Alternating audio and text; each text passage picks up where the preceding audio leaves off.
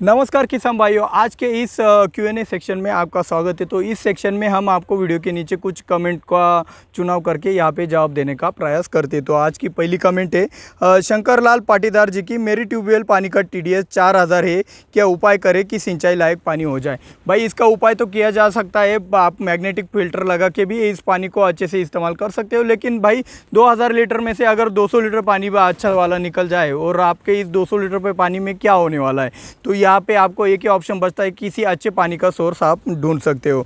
पुरुष पटेल जी ने पूछा है कि कॉपर सल्फेट ज़्यादा देने से कॉपर स्कॉर्चिंग हो गई है, क्या करें।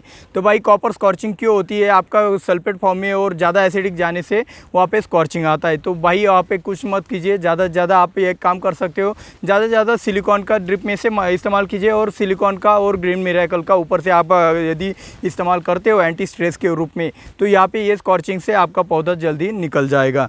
अगली कमेंट किया है शिवा चौहान जी ने, भैया शैम्पू कितना यूज़ करें और गुड़ का उपयोग कर सकते हैं क्या स्टिकर या शैम्पू की जगह। भाई शैम्पू कितना यूज़ करें, भाई अगर आपके फसल में मिलीबग की समस्या हो तभी आपको शैम्पू का इस्तेमाल करना है, और वो भी 200 लीटर पानी के लिए 50 मिली का इस्तेमाल करना है। यदि दिक्कत हो तो ही इस्तेमाल करना है, हर एक स्प्रे में इसका इस्तेमाल नहीं करना है भाई, ये घातक भी हो सकता है हमारे लिए। और दूसरी बात आपने पूछा है कि गुड़ का उपयोग हम कर सकते हैं क्या स्टिकर या शैम्पू की जगह। भाई बेझिझक आप गुड़ का इस्तेमाल आप स्टिकर की जगह या फिर शैम्पू की जगह बेझिझक कर सकते हो, उसमें कोई दिक्कत की बात नहीं है। तो अगली कमेंट किया है मिस्टर भेरू जी ने, दिव्यराज भाई आलू की खेती की संपूर्ण जानकारी वाला वीडियो बना।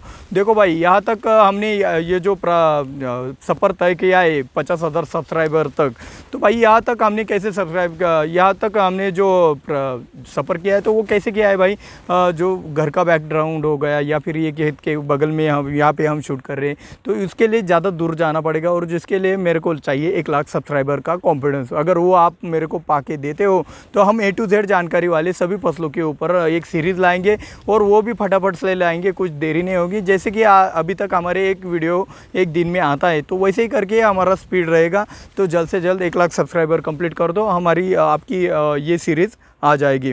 पवन सिंह जी ने कमेंट किया है, टेबुकोनाजोल का ड्रेंचिंग कर सकते हैं क्या।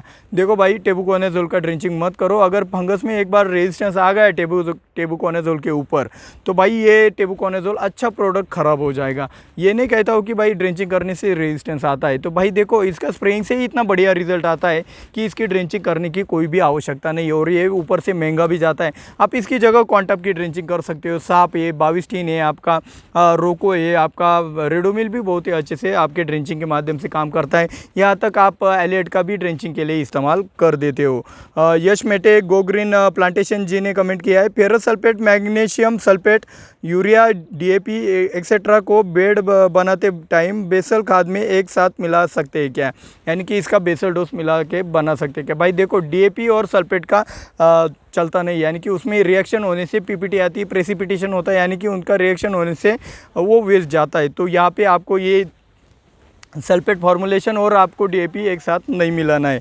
और अगला सवाल पूछा है रामपाल दहिया जी ने, क्लोरोपाइरीफॉस के छिड़काव से पौधों की पत्तियों पर आने वाले पीले धब्बों से क्या पौधों की कोई हानि होती है या नहीं, इससे उपज पर कोई असर पड़ता है या नहीं, और उन्हें दूर करने का तरीका भी बताने का कष्ट करें। देखो भाई जब आप क्लोरोपाइरीफॉस का इस्तेमाल अपने फसल के ऊपर छिड़काव के लिए करते हो तब क्या बात होती है, आप देखिएगा कि जब आप क्लोरोपाइरीफॉस छिड़काव करते तो उसके तुरंत बाद 1 दिन बाद आपको पीले धब्बे पत्तियों के ऊपर दिखाई देते।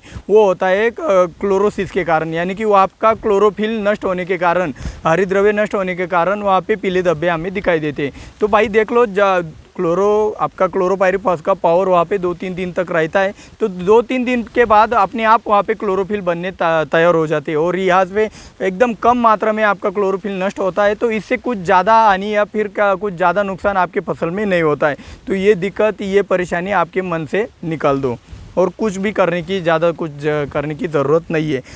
नारायण जी ने पूछा है, thanks for video, my problem is I have mogra plant, the plant attack white spider which is the best product for the disease. भाई आपके लिए तो मिटिगेट बेस्ट रहेगा, मिटिगेट का ज़्यादा से ज़्यादा इस्तेमाल करो। अगर फ्लावरिंग स्टेज नहीं है तो सल्फर का भी इस्तेमाल आप यहाँ पे कर सकते हो।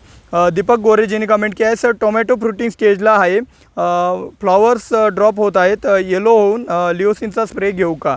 इनका टमाटर की फसल है और इसमें फ्लावर ड्रॉपिंग का समस्या है और ये पूछ रहे हैं कि भाई आप लिओसिन हम लिओसिन का इस्तेमाल कर सकते हैं क्या? तो भाई देखो, आप बेझिझक लिओसिन का इस्तेमाल कर सकते हो। संदीप गावडे जी ने कमेंट किया है, बॅक्टेरियल ब्लाइटसाठी कोणती फवारणी घ्यावी सर, पहिली फवारणी कोणती घेतली? भाई बैक्टीरियल ब्लाइट के लिए आप एक काम कर सकते हो, स्ट्रेप्टोसाइक्लिन है, मल्टीमाइसिन है, आपका बैक्टीरियानाशक आता है, कोनिका आता है, तो भाई इन सब का आप इस्तेमाल कर सकते हो। भाई अगर फ्लावरिंग ना हो तो आप यहाँ पे कॉपर का भी इस्तेमाल बढ़िया तरीके से कर सकते हो, ब्लू कॉपर का इस्तेमाल आप कर सकते हो। विजय सोलंकी जी ने कमेंट किया है, सुपर कॉम्प्यूटर और रिजेंट के साथ स्प्रे कर सकते हैं क्या? भाई ये कंपनी का भी एक कॉम्बिनेशन है, कंपनी ने एडवर्टाइज़ करते वक्त भी इसी कॉम्बिनेशन को ज़्यादा दिखाया, तो बेझिझक आप बिना हिचकिचाहट रखते हुए इस कॉम्बिनेशन का इस्तेमाल कर सकते हो अपने फसल में। तो विकास तनुक जी ने कमेंट किया है, मुझे आपसे पेड हेल्प चाहिए भाई, प्लीज़ कांटेक्ट प्लीज़। भाई देखो, पेड हेल्प करके मैं कितने लोगों तक पहुंचूंगा, कितने किसानों तक पहुंचूंगा? मेरी एक ख्वाहिश है कि भाई ज़्यादा से ज़्यादा आपसे बिना पैसे लिए आपके इस वीडियो के माध्यम से या इन यूट्यूब चैनल के माध्यम से आप तक पहुंच सकूं, उसके माध्यम से मैं आपको कंसल्ट कर सकूं। तो ये पॉसिबल नहीं है कि हर एक को मैं कंसल्ट कर सकूं।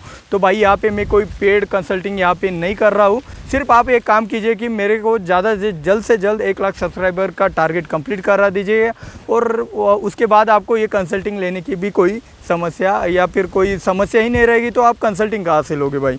तो ये प्रॉब्लम यहाँ पे ही आपका समाप्त हो जाएगा। अमिनेश शर्मा जी ने कमेंट किया है, बैंगन में बैक्टीरियल वीड के लिए काम करेगा या नहीं, ड्रेंचिंग करना है या स्प्रे स्ट्रेप्टोसाइक्लिन का?